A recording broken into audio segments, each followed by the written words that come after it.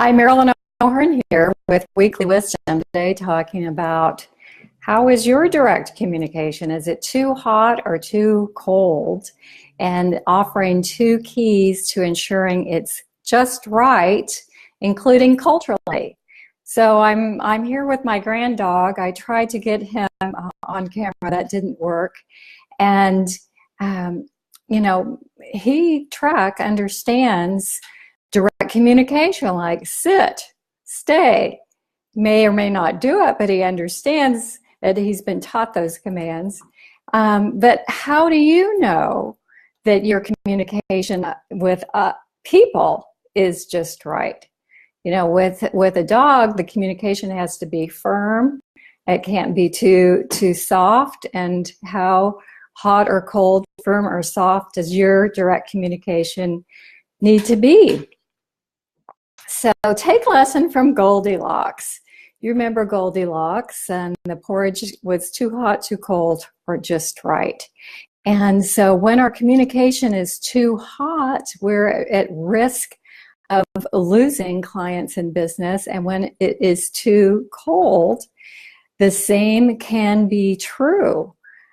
So how do we discover that just right spot? And we talk about where we are on the direct-o-meter. We came up with that term in my How to Be Direct Without Crossing the Line course for coaches, which is coming up.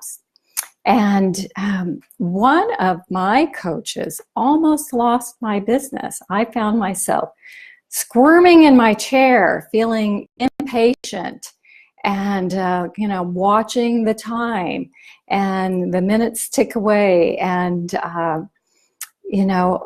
he was catching up in our first 15 minutes of the meeting on what he'd been doing and asking me about what I was doing.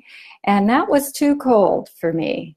But instead of firing him, which I actually was thinking about, I had a conversation and said, I do care about you and what's going on in your life, and appreciate you checking in about mine. And this time is really valuable to me. I want to get the most out of it. So instead of spending the first 15 minutes catching up, I really want to start with my goals for the meeting and get right to it. And so he kept me as a client. We had a good coaching relationship, and it worked.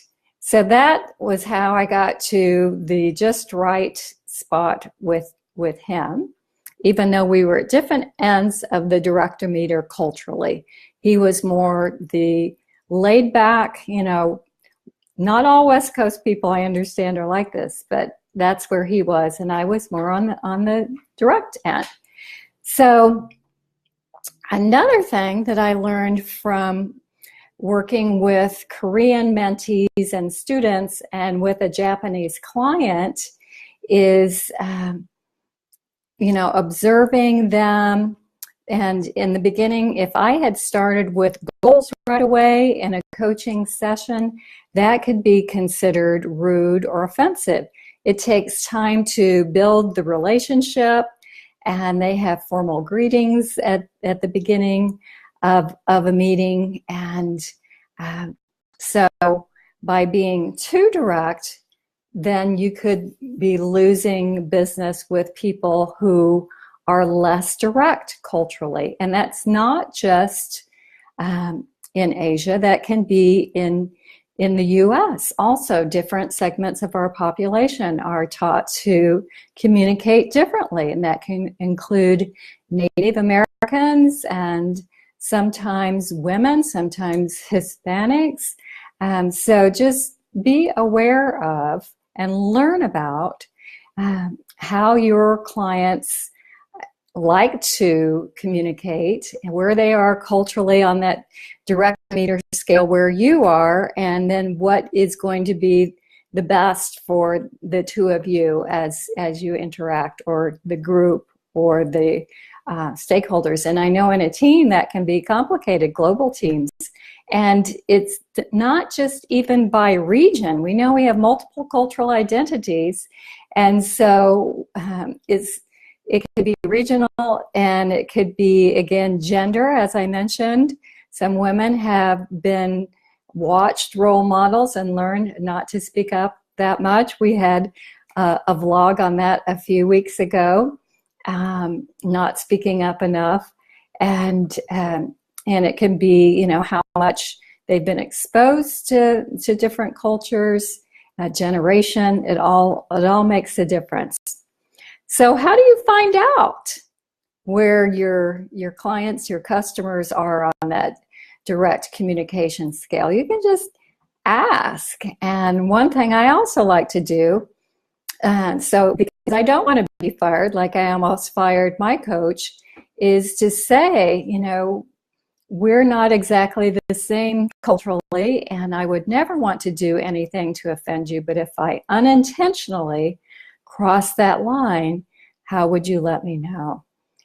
Because I would want to make that right. Just as my coach listened to me when I told him what was not working for me. So those are the two keys, is to find out, number one, where the people that you're interacting with and doing business with are on that direct communication scale and where you are, and make any necessary adjustments.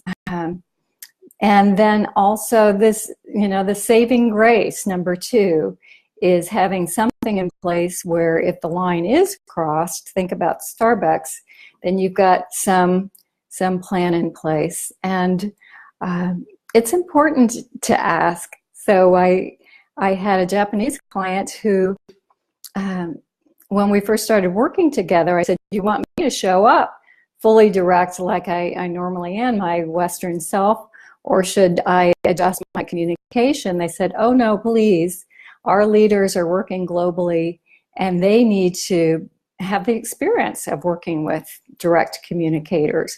Well, if I had not asked that and just shown up and been direct, they could have seen me as rude and offensive. I could have lost the business. Or if I had just decided, oh, it's the Japanese culture, I need to adjust and be less direct, then that wouldn't have been what they wanted. That wasn't why they had hired me. So I encourage you to check in and let me know if you want to discover this further, and we'll see you next week. Thanks.